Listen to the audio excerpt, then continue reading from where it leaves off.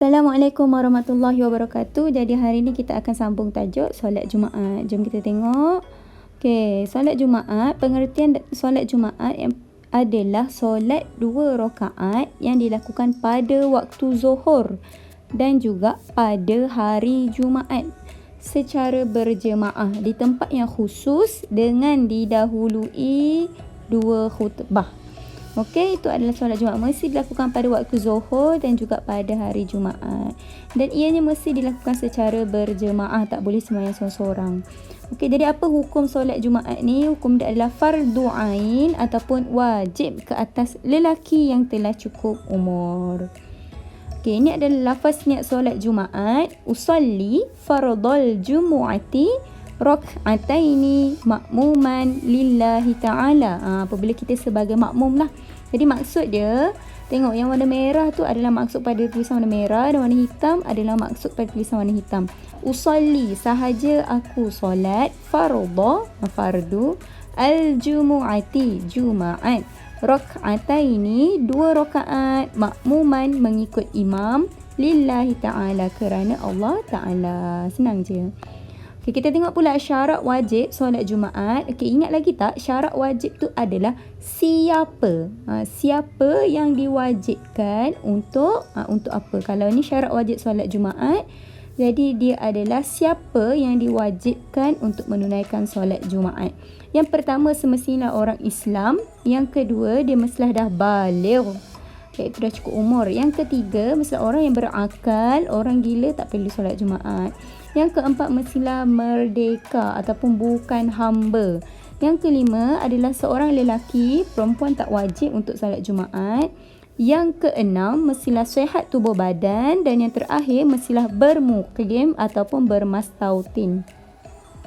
Okey, maksud bermukim adalah dia duduk dekat satu tempat itu melebihi 3 hari. So, kurangnya mesti 3 hari, tak termasuk hari dia pergi, hari dia sampai ataupun hari dia balik. Ataupun yang bermastautin tu adalah tempat tinggal kita. Kita memang orang yang dah menetap kat situ. Jadi kita mestilah wajib solat Jumaat. Okey, contoh bermukim, contoh lain bermukim adalah kalau kita asalnya sekarang ni duduk di Negeri Sembilan. Okey, kita bercadang untuk pergi bercuti ataupun ada kerja dekat Kelantan. Okey, kerja kita itu sepanjang 5 hari contohnya. 5 hari, hari ke-6 baru kita balik.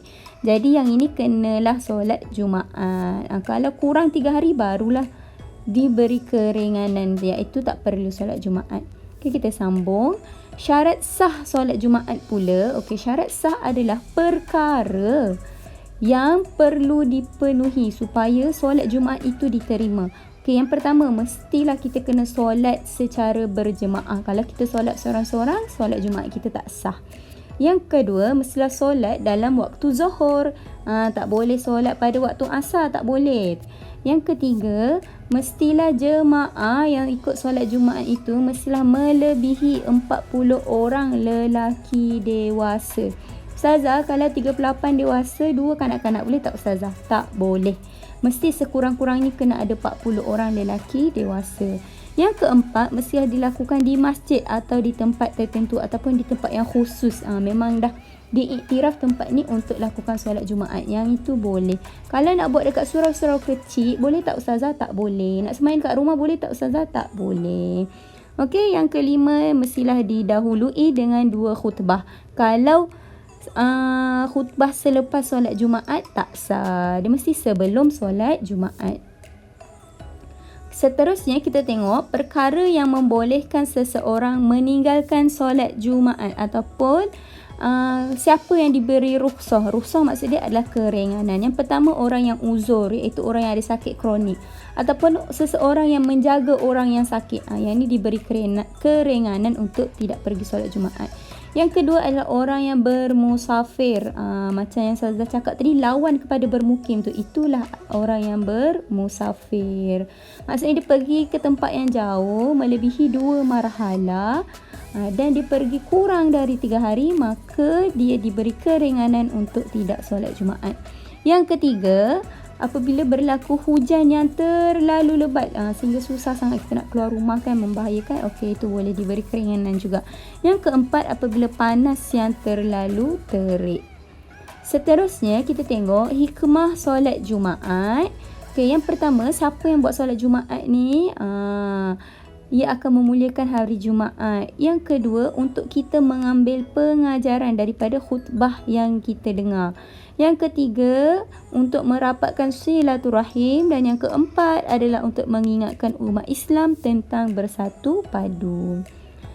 Okay, kita dah tengok pasal solat Jumaat. Sekarang kita tahu khutbah Jumaat ni merupakan salah satu rukun dalam solat Jumaat. Jadi kalau tak ada khutbah Jumaat, solat Jumaat kita ni tak sah. Okay, jadi mesti kena buat khutbah Jumaat ni sebelum solat Jumaat. Jom kita tengok apa dia pengertian khutbah Jumaat. Pengertian khutbah Jumaat adalah ucapan atau syarahan yang mengandungi nasihat dan pengajaran yang dibaca sebelum solat Jumaat. Ingat, mesti sebelum solat Jumaat. Ni bukan hari raya. Kalau hari raya dia sebelum dan selepas, tapi khutbah Jumaat dia hanya ada sebelum. Kedua-dua khutbah mesti dibacakan sebelum. Okey, bawah tu ada khutbah Jumaat mengandungi 2 khutbah. Mesti cukup 2 khutbah. Okey, apa pula syarat sah khutbah Jumaat? Dah terbalik dah tulisan tu. Pembetulan syarat sah khutbah Jumaat adalah pertama Islam, kedua baligh, ketiga berakal, keempat lelaki, mestilah orang lelaki yang menyampaikan khutbah ataupun khotib. Khotib tu adalah orang menyampaikan khutbah. Khotib mestilah seorang yang lelaki, seorang yang Islam, seorang yang baligh, seorang yang berakal, dan juga dia mestilah menutup aurat ketika menyampaikan khutbah. Dia juga mestilah suci daripada hadas dan juga najis. Dan yang terakhir, dia mesti tahu apa dia rukun-rukun khutbah. Okey, jom kita tengok apa rukun khutbah. Okey, rukun khutbah ada 5. Yang pertama, mestilah memuji Allah pada khutbah pertama dan kedua, seperti menyebut Alhamdulillah. Yang kedua, dalam khutbah tersebut mestilah ada selawat ke atas Nabi, seperti Allahumma salli ala Sayyidina wa Habibina Muhammad. Yang ketiga, khutbah tersebut juga mestilah mengandungi pesanan supaya bertakwa kepada Allah, seperti ittaqullah. Perkataan ini dah biasa kita dengarkan dalam khutbah Jumaat. Yang keempat, mesti membaca satu ayat Al-Quran dalam salah satu khutbah. Yang kelima, mestilah mendoakan orang mukmin seperti Allahumma ghafir lil muslimina wal muslimat. Okey, jadi itulah dia berkaitan dengan solat Jumaat dan juga khutbah Jumaat. Sekarang kita tengok contoh-contoh soalan UPKK yang pernah keluar sebelum ni. Jeng jeng jeng. Okey, tengok gambar yang pertama, soalan 2015. Soalan ini berkaitan dengan syarat wajib. Syarat wajib ni famous banyak kali keluar. Okey, apa dia syarat wajib solat Jumaat? Jawapan dia mestilah jim, baligh. Okey, tengok bawah dia pula, soalan nombor 47 tu. Solat Jumaat hendaklah dilakukan secara apa? Sendirian ke berjemaah? Berjemaah. Okey, soalan 42, soalan tahun 2015, dia suruh tanda betul atau salah. Solat Jumaat disudahi dengan 2 khutbah, betul ke salah? Salah, sebab solat Jumaat ni mesti sebelum.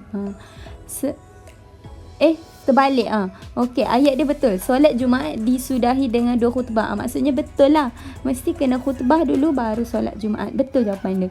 Okey, yang terakhir dia suruh suaikan mana lafaznya solat Jumaat. Okey, 2015 yang Ustazah tengok paling banyak tajuk solat Jumaat. Tahun ni tak tahu, kemungkinan banyak juga. Wallahu a'lam.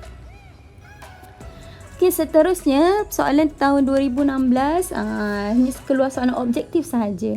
Okey, berkaitan dengan apa hukum dia? Para jemaah untuk mendengar khutbah Jumaat. Apa hukum dia? Wajib. Alif wajib. Okey, nombor 37 tengok tu. Antara syarat wajib solat Jumaat. Syarat wajib lagi. Nampak tak? Okey, jadi jawapan dia adalah jim, bermukim. Mumayyiz tu apa Ustazah? Alif mumayyiz. Mumayyiz tu tahu dapat bezakan baik dan buruk. Kanak-kanak ada yang dah mumayyiz tapi dia tidak diwajibkan untuk solat Jumaat. Okey, tengok soalan tahun 2017 sebelah dia nombor 34 tu. Syarat wajib. Syarat wajib lagi. Syarat wajib solat Jumaat adalah apa? Alif kat kanak salah, ba perempuan lagilah salah. Jim bermukim betul. Dal bermusafir salah. Orang yang bermusafir diberi keringanan supaya tidak menunaikan solat Jumaat. Okey, soalan 2017 bawah dia tuliskan 2 syarat wajib solat Jumaat. Syarat wajib lagi. Jadi memang awak kena hafal apa dia syarat wajib solat Jumaat. Okey, soalan tahun 2018. Yusuf melakukan solat Jumaat secara bersendian di rumahnya. Hukumnya apa? Sah ke tidak sah? Hukumnya adalah tidak sah. Okey, seterusnya pada soalan tahun 2018 lagi, tapi soalan objektif. Membaca 2 khutbah termasuk dalam rukun solat apa? Alif jawapan dia rukun solat Jumaat. Okey, nombor 40. Antara yang berikut yang manakah syarat sah solat Jumaat? Ini syarat sah. Perkara yang perlu dilakukan supaya solat Jumaat itu diterima. Alif, dilakukan di rumah. Betul ke salah? Salah. Ba, dilakukan secara berjemaah. Betul. Jim, ditunaikan sebelum 2 khutbah. Maksudnya solat Jumaat dulu baru khutbah. Betul ke salah? Salah. Dal, ditunaikan sebanyak 4 rakaat. Salah. Solat Jumaat 2 rakaat sahaja. Okey, tengok soalan tahun 2019. Soalan 34 ditanya berkenaan dengan syarat wajib solat Jumaat. Syarat wajib lagi. Jadi jawapan dia dah tahulah. Mestilah alif, orang yang merdeka, iaitu bukan hamba. Okey, nombor 35. Solat Jumaat ditunaikan dalam waktu apa? Ba, dalam waktu Zuhur. Okey, itu saja. Dah habis dah. Sekian, terima kasih. Kita jumpa lagi minggu hadapan, insya-Allah. Assalamualaikum warahmatullahi wabarakatuh.